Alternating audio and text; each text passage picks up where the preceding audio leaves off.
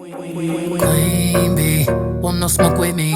Been turn this motherfucker up 800 degree. Whole team eat chefs cause she's a treat. Ooh, she's so bougie, bon appetit. I'm a savage, attitude nasty. Hey guys, what's up? How are you? You are now currently tuned in to the one, the only, The Lakeisha Show. Okay, so bow down. Everybody get on your knees because it is a king's birthday. Yes, February 7th. My godson was born 1 year ago today. So this is just a celebration. You know, we had the half birthday mark and that was a celebration. Like, it was just an extravaganza. And now today is going to be just a ball. Like, I'm so excited. Happy birthday to Elijah.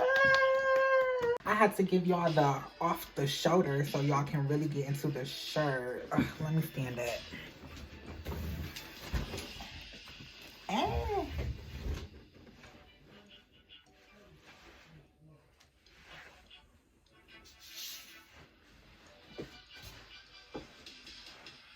All right, so this is the Lakeisha Show Black History Edition. Please don't act like you didn't know that this is Black History Month. We are celebrating Black history. Today, I'm going to tell you guys about the Tulsa Race Massacre, or the Black Wall Street Massacre.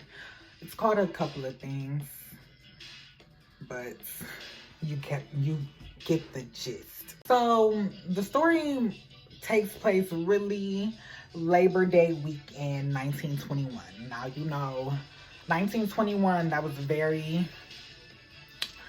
a rough time for people of color. So the story starts off with 19-year-old Dick Rowland. Dick Rowland is a shoe shiner in a white patronized shine parlor in downtown Tulsa. Tulsa at this time is a very segregated city where in this city they practice Jim Crow laws. Jim Crow laws is basically just a set of laws put in place to keep people in color in check or in line. Like, they couldn't use the same facilities as white people, you know, for colors and for whites. You know, the bathrooms, the drinking fountains, the places we sit, you know, the back of the bus, the front of the bus. Just a lot of stuff was going on during this time. Now, in the parlor that Dick actually worked at, there was no bathroom place for people of color to go to. So the manager actually set up for people of color to use the bathroom a few buildings down, like literally a few buildings down on the top floor. Okay. So this Black young man, 19-year-old, he works at this parlor. They don't have the bathroom, so he has to go down the street to use the restroom. So, and then on top of that, he has to hop in the elevator and go to the top floor. I'm not going to the top floor. I'm sorry. 9/11 is real and they want you to remember so bad. So, and I'm remembering, I would not have went to the top floor. I would have went to, well, I guess 9/11 didn't happen back then. Anyways, Dick Rowland is on his way to this new building so he can use the restroom, so he can relieve himself. I mean, excuse me. But he's on the way to this building, so he gets on the elevator and, you know, he stumbles when he's going on the elevator. Stumbling, he's trying to reach out for anything so he won't fall flat on his face and break his nose. And, you know, back then, well, no, not back then, because at this time we're on Black Wall Street, so I can go to the black doctor. But I still don't want to fall and I still don't want to break my nose. So I'm still going to I'm going to hold on to the air if it's going to keep me up. I'm sorry. So Dick is getting on this elevator so he can go upstairs and he can use the restroom. As he gets on the elevator, he trips and he falls. And unfortunately, there's a white girl in the elevator. Her name is Sarah Page. She's the elevator attendant. I don't really know what an elevator attendant is. Maybe she was in there brush people down and giving peppermints and all that stuff, but she was there, she was doing her job, she was the elevator attendant, and what he grabbed onto was her trying to keep from falling. Of course, it's just so much tension between races right now, and this Black man grabs this white girl and, you know, they're in the elevator alone. She's scared. She's probably scared out of her mind. She screams and she runs out like she saw the motherfucking boogeyman. I'm sorry. I'm not supposed to be cussing. I'm trying to stop cussing so bad. It's really like heroin. She runs out, she screams. You know, this bitch is trying to get all the attention in the world. And unfortunately, she's thinking, oh, he tried to do something for real. So she's screaming and she gets the attention of a white store clerk that's working on the same floor as them. And you know the store clerk is a white man. And you know, white men back then, I feel like were just insecure. Even now, I feel like they're almost insecure. But, you know, he pops off immediately. She's screaming and it's a black man and he's obviously the culprit. So he's ready to go full KKK lynch mode. But instead of doing that, he calls the police, which is basically the same thing. He calls the police and they come and they assess the situation, which leads to Dick being arrested the next day, May 31st, 1921. News spread like the fire that I'm gonna tell y'all about later on in this video. News spread swiftly like a wildfire through the forest on a hot, dry day in Arizona. One newspaper article that I read that the headline was "Nab Negro who attacks girl," and it was like, it was so many just lies going on around about him, that he attacked her, assaulted her, ripped her clothes off, tried to rape her. And you know, that was a very big lie back then, that a black man wants to rape a white woman and wants to be with a white woman and all this shit. But really, the white women are the devil. I mean, if you want to be serious. I mean, I'm not racist or anything. I have a lot of white friends. I grew up in, you know, I was always the black kid that went to the bougie schools full of white people. So I'm not racist or anything. But if we talking about back in 1921, Jim Crow era, the devil they are. All they ever did was lie on black men and say, he raped me, he molested me, he's looking at me.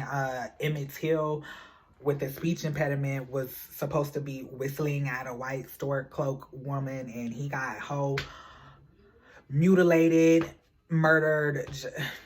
It's sad. It's so sad. But that's one of the biggest lies. You know, a black man wants to rape a white woman, which really, I feel like it's the other way around. Slavery, during slavery, when black people were enslaved, captives of war, the wife would literally kill the black women because the husband, the master, was sleeping with them and having babies with them and everything. I mean, don't do that.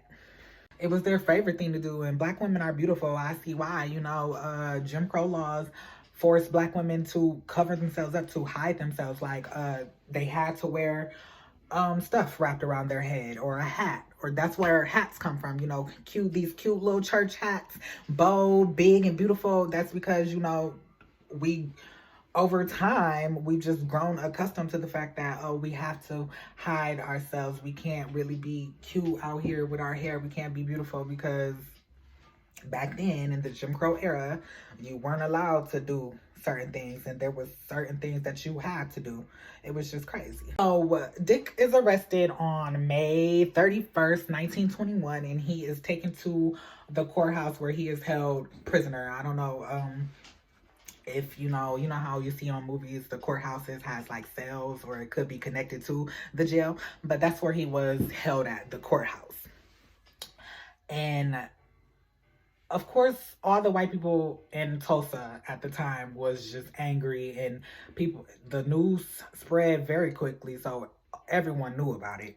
There were actually plans to get together and go to the courthouse and lynch Dick.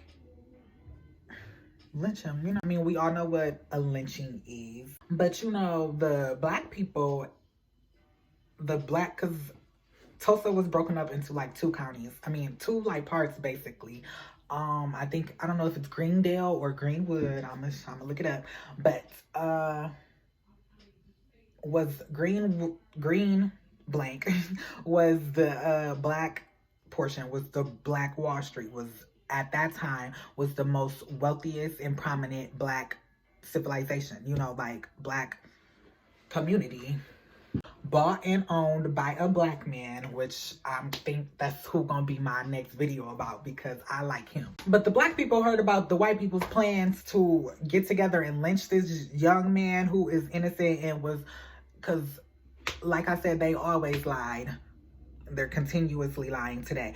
So, you know, so they knew he was innocent. They were like, okay, no, y'all not about to lynch him. So a big group of black people came and a big group of white people marched up to the courthouse, and the black people came armed because they knew the white people were armed, shit, and they were ready to lynch him. So the black people came and said, well, we're going to protect him, and we just gonna stand right here.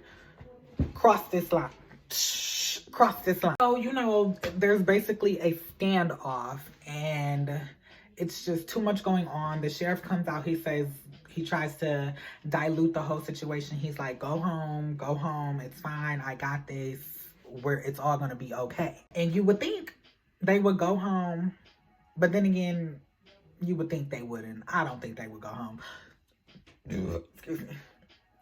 I probably wouldn't even go home. You know, I don't know what happens. I feel like maybe, you know, this was like a power struggle or something in his head, but a white man actually tries to unarm a black man. He tries to take his gun away. So that leads to shots being fired. Shots being fired on both sides. 12 people end up dead, y'all. 10 white people and 2 black people. And you know, the deaths sent the white community in a fit of rage, and they went on a racist rampage. It went to the black community. They went to Black Wall Street and destroyed everything. They ransacked. Well, first of all, they stole all the weapons out of the auxiliary place that they had. I don't know if I'm using the right word, but they stole all the, you know, weapons from this place, this weapons place, and then they went to Black Wall Street, and then they just tore it down out of jealousy. Is my thought. It's Greenwood, y'all. Greenwood. They tore Greenwood down. Black Wall Street, aka Greenwood. Only did they rob stores and everything. They ransacked the whole community. They murdered hundreds of people. They burnt down hundreds of buildings. They just caused complete havoc. And then on top of that, they had planes. Who knows whose planes came through? I think it was the government, because, you know, the government loves to hate on black people, loves to keep black people down. They had planes come and drop bombs on the community. So they literally destroyed everything. Over 10,000 people were left homeless, and over 600 people were killed, murdered. Greenwood had multiple luxury shops, restaurants, grocery stores, hotels, jewelry and clothing stores, movie theaters, barbershops and salons, a library, a pool, nightclubs, doctor offices, you know, offices for lawyers, offices for dentists. It had its own school system. It also had a post office. It had a savings and loans bank. It had a hospital, and it had its own bus and taxi system. Greenwood, and this was in 1921, you know what I'm saying? Greenwood was next level, really. Black people were not supposed to have this, you know what I'm saying? Black people were not supposed to be thriving like they were, coming straight out of slavery. And, you know, these people had slaves all their life, and now they're left without a slave, and they don't know how to do shit for themselves. And their jealousy and hatred caused them to destroy a thriving community. Like, you don't like us, you don't want us to be a part of your systems or your whatever, but you come in, you destroy ours because you want us working for you. You don't want us at the table. You want us on the behind, you know, standing up with plates in our hands, ready to fill your cups and stuff like that. No. Nada. Zilch. That. It makes me angry because they love to say, you know, black people don't have their own. You know, there's the Asian nail shops, the Asian hair stores, the Jewish banks. You know, it's the white lawyers. It's, you know, it's, they love to say black people don't do for themselves, or like the black money doesn't go into the black community. But when it did, stuff like this happened, you know? So it just makes me really mad. I just pray that, you know, black people can be back to things like this, you know, everything. Once upon a time, you know, we had to go. All we could go to was a black owned this or a black owned that, you know? So, and that was the best time, I feel like, for black people economically and financially, because we were doing our own thing. We weren't worried about, oh, but now, you know, we looking at it like, ugh, black people don't do shit. I mean, because a few black businesses that I have, you know, shopped with, they kind of do rub me the wrong way. And I'm like, damn, I'm trying to support black business and I need to be out here with the white people because the white people doing it right. You know what I'm saying? And that's just sad. We need to get out that mentality. And we need to do better. And then this happened in 1921. You know, in 1921, they were saying only like 30 people were killed. And then, you know, they swept this under the rug and it didn't resurface until 2001.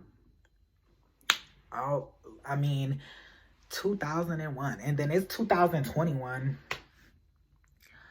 That's like, what, 100 years ago? That wasn't that long ago. It was not. But yes, you guys, most definitely Google this, but do not get y'all, don't get y'all research from Wikipedia. Really, don't even get y'all research from history.org. Shit, don't even Google it. Go find y'all a book. Read a book. You know, there's a saying, if you want to hide something from a black person, put it in a book.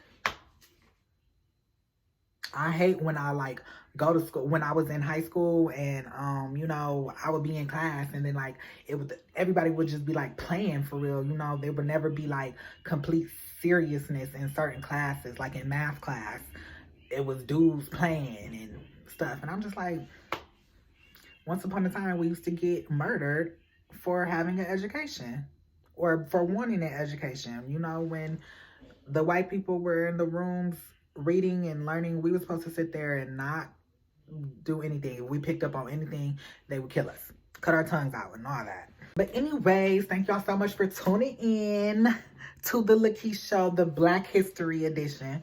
But you know, this story just made me mad. It made me mad doing my research too. So the next story is gonna be about a king, a warrior, or a, you know, a rich,